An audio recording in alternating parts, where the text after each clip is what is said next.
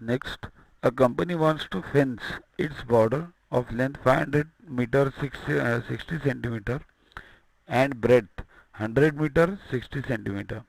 Find the total cost of the border required at the rate of rupees 40 per meter. See, this is the company, this is the border, 500.6 meter and 100.6 meter. So, you have to find out the perimeter. Add these 2 into L plus B, you get 601.2 meters into 2 equals to 1202.4 meters. Now the rate is 40 per meter. So 40 into 1202.4 equals to 48,096 rupees. Here, so all the answers are 48,096. Now the second part of the question is, what is the approximate value? So 48,096 comes near what? 45,000, 50,000, 40,000, 60,000. So it comes very near to 50,000. So the approximate value is 50,000. The answer will be